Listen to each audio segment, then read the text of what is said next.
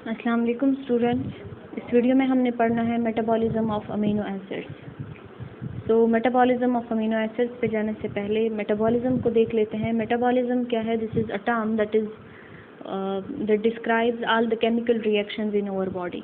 Metabolism overall एक term है जो कि हमारे बॉडी में जितने भी केमिकल रिएक्शंस हो रहे हैं उनको डिस्क्राइब करता है।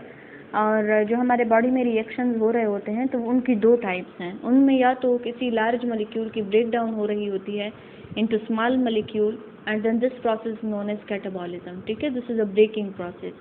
इसके अलावा जो केमिकल रिएक्शंस हैं कुछ वो मेकिंग रिएक्शंस हैं जिनमें स्मॉल मॉलिक्यूल्स कंबाइन होकर एक लार्ज मॉलिक्यूल बनाते हैं and this process known as anabolism.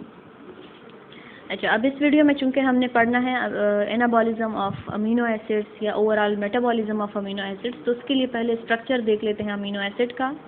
This is the structure of amino acid in which one of the carbon, the central carbon is attached to 4 groups, 1 hydrogen. To one side it is linked with carboxylic acid group.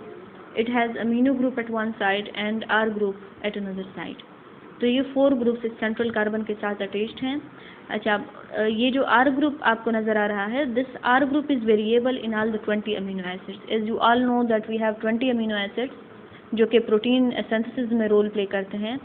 तो ये जो R group है ये उन protein में उन 20 amino acids में different है और उन्हीं की वजह से फिर हमें मुख्तलिफ वैरायटी प्रोटीन्स की मिलती हैं।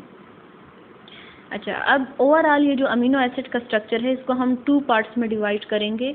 एक जहाँ पे आपका ये NH3 ग्रुप है इसको हम कहेंगे कि ये अमीनो ग्रुप है। ठीक है, the amino group of the amino acid, amino group. And जो बाकी का आपको पोर्शन रह जाता है उसको हम कहते हैं कि ये कार्बन स्केलेटन है। The remaining portion is known as carbon skeleton. अच्छा, अब ये जो मेटाबॉलिज्म का टर्म है अमीनो एसिड्स के हवाले से इसको हम कैसे यूज़ करेंगे? देखें, proteins are as made up of amino acids. So if we have small molecule of amino acid, ठीक है, ये स्मॉल मॉलिक्यूल है अमीनो एसिड के, if they are combining to form a large molecule of protein then this process will be known as anabolism. ठीक है, ये process फिर कहलाएगा एनाबॉलिज्म ऑफ अमीनो एसिड्स। इसके अलावा अगर ऐसे हो कि ये जो प्रोटीन मॉलिक्यूल हैं, जो मैक्रो मॉलिक्यूल हैं, अगर इनकी ब्रेक डाउन होती है into small molecule that is its monomer which are amino acids, तब इस प्रोसेस को हम कहेंगे कि ये कैटाबॉलिज्म ऑफ प्रोटीन है। अब कैटाबॉलिज्म हम बहुत स्मॉलर लेवल पे स्टडी करेंगे। एक तो अमीनो एसिड बन गए हैं, दूसरा हमने अमीनो एसिड का पढ़ लिया है कि इसके 2 पार्ट हैं, एक इसका अमीन ग्रुप और दूसरा क्या है, कार्बन स्केलेटन। सो फर्दर इन अमीनो एसिड्स की degradation into amine group and carbon skeleton, ये प्रोसेस हमने डिटेल से पढ़ना है। ठीक है, तो ओवरऑल कैटाबॉलिज्म ऑफ प्रोटीन का क्या मतलब है? प्रोटीन का पहले अमीनो एसिड्स में कन्वर्ट होना और फिर इन अमीनो एसिड्स का कन्वर्ट होना into amino group and carbon skeleton. अच्छा, तो ये जो प्रोटीन अमीनो एसिड्स में कन्वर्ट होते हैं, first this process is carried out by our digestive system. Catabolism of amino acids, देखें, protein that we take in our diet are converted into amino acid by our digestive system. हमारे digestive system जो mouth से लेकर हमारे anus तक and होता है, तो उसमें मुख्तलिफ़ किस्म के एंजाइम्स मौजूद है प्रोटीन की डाइजेशन के लिए और वो प्रोटीन को डाइजेस्ट करेंगे। ठीक है, एंड प्रोडक्ट जो इन प्रोटीन्स का बनेगा वो क्या होगा? Amino acids. और इन अमीनो एसिड्स को फिर इंटेस्टाइन में आने वाली जो ब्लड कैपिलरीज हैं वो एब्जॉर्ब करेंगी and when this blood is enters into the liver then they are further degradation of amino acid take place. Liver क्या है? This is the principal site of amino acid metabolism. Blood capillaries जब intestine से amino acids को लेकर जाएंगे liver में, तो वहीं पर ही इन अमीनो एसिड्स की फर्दर मेटाबॉलिज्म होगी, या कह सकते हो कि लीवर ही प्रिंसिपल साइट है इनकी मेटाबॉलिज्म का। बाकी कुछ टिश्यूज़ में भी मेटाबॉलिज्म हो जाता है अमीनो एसिड्स का, जिस तरह की किडनीज़ हैं, स्मॉल इंटेस्टाइन है, मसल्स हैं, एडिपोज टिश्यू है, लेकिन ज़्यादातर ये प्रोसेस होता है लीवर में। ठीक है, लेकिन this are the protein molecule that are degraded into amino acids and this process takes place in our digestive system. अब ये जब अमीनो एसिड्स जाएंगे हमारे लीवर में, तो लीवर में ये डिवाइड होंगे। These amino acids are further divided, its amine part is separated and then this is converted through various processes into urea. आगे वो हमने डिटेल से पढ़ना है। इसके अलावा जो कार्बन स्केलेटन अलग हो गया है, जिसमें कार्बन के साथ एक H अटैच्ड है, कार्बोक्सिलिक एसिड ग्रुप अटैच्ड है और R ग्रुप अटैच्ड है। तो ये मुख्तलिफ़ किस्म के प्रोडक्ट्स बना सकता है। ये एसिटाइल को A भी बना सकता है। इसके अलावा ये कीटोन बॉडीज़ की फॉर्मेशन भी कर सकता है। ये ग्लूकोनियोजेनेसिस के थ्रू ग्लूकोज भी बना सकता है और TCA साइकिल में जाकर ये कार्बन डाइऑक्साइड और वाटर की फॉर्मेशन भी कर सकता है। तो मतलब क्या हुआ कि इसके हमारे पास डिपेंड करता है कि किस रिएक्शन में ये जा रहा है, उसी के मुताबिक ये हमें मुख्तलिफ प्रोडक्ट्स दे सकता है। हमने फोकस करना है, हमारा टॉपिक है ये अमीन पार्ट जो है इसके साथ हमारा टॉपिक रिलेटेड है। तो हमने इसका डिटेल से पढ़ना है कि अमीन पार्ट जो अलग होगा अमीनो एसिड से, उसकी कैटाबॉलिज्म से, तो ये अमीन जो पार्ट है ये आगे जाकर क्या करेगा, यूरिया की फॉर्मेशन ये कैसे करता है, एंड फर्दर क्या क्या प्रोसेसेस हैं, किन किन स्टेप्स के थ्रू ये गुजरता है। ये देखें, generally first step amino acid का क्या है, the separation of amine group from the carbon skeleton.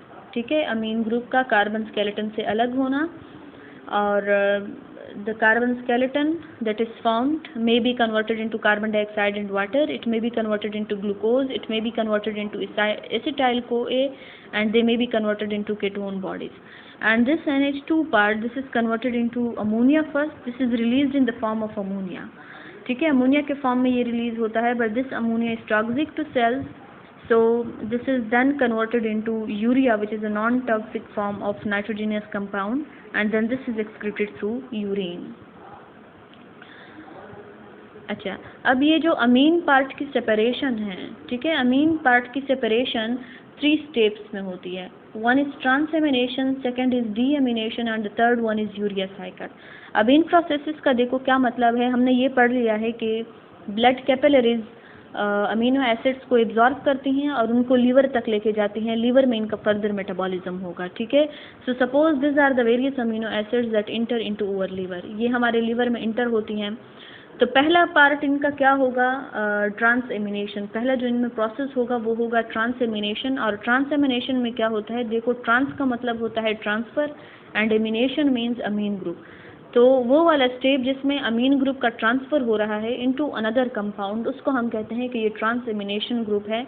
अब ये ट्रांसफ़र कहाँ पे आ रहा है, देखें, this are the various amino acids, this amino acids, all the different type of amino acids, जो भी टाइप लीवर में इंटर होती है तो वो फर्दर जाती है, वो फर्दर ट्रांसफॉर्म होती है इनटू ग्लूटामेट।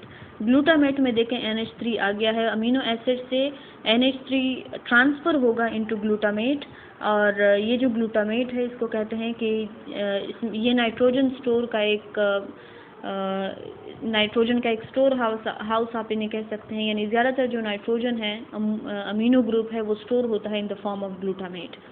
ठीक है, अब ये जो ग्लूटामेट है जिसमें अमीनो ग्रुप स्टोर हुआ है, now this is then converted into ammonia, sorry this is released in the form of ammonia. ये जो अमीनो ग्रुप ग्लूटामेट में है, नेक्स्ट स्टेप में ये रिलीज होगा in the form of ammonia. पहले इस अमीनो एसिड से अमीनो ग्रुप का ट्रांसफ़र होना ग्लूटामेट में, this process is known as transamination, जिसमें ट्रांसफ़र हो गया है अमीनो ग्रुप का।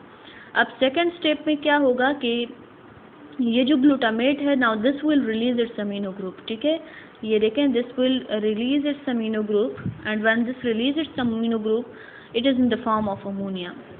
Glutamate releases amino group in the form of ammonia, and as it has released the group, so that's why this process is known as deamination. D means removal. ठीक है, तो इस process में क्या हो रहा है, आपका अमीनो ग्रुप रिलीज हो रहा है from the glutamate, so that's why we call this process as deamination. अच्छा, अब ये जो अमोनिया बन गया है इसका हमने पढ़ लिया है कि this is extremely toxic to human cells, तो इस वजह से इसको किसी नॉन टॉक्सिक फॉर्म में कन्वर्ट करना है, और ये नॉन टॉक्सिक फॉर्म जिस तरह की यूरिया है उसमें कन्वर्ट होता है through urea cycle. So this ammonia is then transformed into urea through urea cycle, और इसको हम थर्ड स्टेप कहते हैं। So this is the third step of amino acid catabolism which is urea cycle. तो overall summary इसकी क्या हो गई है, आगे ट्रांसएमिनेशन और यूरिया साइकिल, डीएमिनेशन, ये प्रोसेसेस हमने डिटेल से पढ़ने हैं। समरी इसकी क्या हो गई है कि मुख्तलिफ सोर्सेज से हमारे बॉडी में अमीनो एसिड्स आते हैं और उनको हम कहते हैं कि ये अमीनो एसिड पूल है। अब ये किन किन सोर्सेज के थ्रू आ रहा है? एक तो हमारे बॉडी के प्रोटीन्स की जब डिग्रेडेशन होगी, ठीक है, जब उनकी ब्रेक डाउन होती है तो प्रोटीन्स आर पॉलीमर और मोनोमर्स इनके अमीनो एसिड हैं, तो as a result of their degradation we will get amino acid. दूसरा क्या है कि जो डाइटरी प्रोटीन्स हम ले रहे होते हैं तो वो भी डाइजेस्ट होकर अमीनो एसिड बना रहे हैं। सिमिलरली जो नॉन एसेंशियल अमीनो एसिड्स हैं, हमने अमीनो एसिड का डिटेल से पढ़ लिया है कि अमीनो एसिड्स की दो टाइप हैं, नॉन एसेंशियल एंड एसेंशियल। तो जो नॉन एसेंशियल है वो खुद ही हमारे बॉडी में सिंथेसाइज हो जाती हैं, तो वो भी हमारे अमीनो एसिड पूल का एक पार्ट बना रही हैं। तो इन तीन सोर्सेज से हमारे बॉडी में जो अमीनो एसिड पूल बन रहा है, अब वो क्या हो सकता है कि आगे जाकर it may be converted into it may be used in body protein synthesis. Further अगर प्रोटीन की ज़रूरत होती है तो उसके सिंथेसिस में भी यूज़ हो सकता है। इसके अलावा जो नॉन प्रोटीन नाइट्रोजिनस कंपाउंड्स हैं जिन्हें हम NPNs कहते हैं, ठीक है, तो उनके सिंथेसिस में भी यूज़ हो सकता है, जिस तरह पोरफायरिन रिंग है, क्रिएटिन है, हार्मोन है, न्यूरोट्रांसमीटर है, प्यूरिन है और पिरामिडीन है, नायासिन है, थायरोक्सिन है, which are non protein in nature. ठीक है, तो नॉन प्रोटीन जो नाइट्रोजिनस कंपाउंड है उनको नाइट्रोजन चाहिए होता है, but they are non protein in nature, तो अमीनो एसिड से ये सारी चीज़ें भी सिंथेसाइज हो सकती हैं आगे जाकर। सिमिलरली इसकी कैटाबॉलिज्म भी हो सकती है, जिसे हमने डिटेल से पढ़ना है। कैटाबॉलिज्म के रिजल्ट से क्या होगा कि ये अमीनो एसिड, इनका कार्बन स्केलेटन अलग होगा और जो अमीन पार्ट है वो अलग होगा, and this amine part is released in the form of ammonia which enters into the urea cycle and it results in the formation of urea. Similarly, the carbon skeleton that is separated may be converted into carbon dioxide and water, it may be converted into glucose and it may be converted into acetyl CoA. Similarly, it may be converted into ketone bodies. तो ये overall summary हो गई है हमारी। अब इसमें मज़ीद कौन कौन से स्टेप्स इन्वॉल्व हैं, ठीक है, ये वाला जो आपका प्रोसेस है ये हमने डिटेल से पढ़ना है कि अमीनो एसिड की अब डीएमिनेशन कैसे होगी, ट्रांसएमिनेशन कैसे होगी और यूरिया साइकिल के थ्रू यूरिया की फॉर्मेशन कैसे होगी। ये तीन जो चीज़ें हैं, स्टेप्स हैं, ये हमने आने वाली वीडियोस में डिटेल से पढ़नी है। So this was all about amino acid metabolism.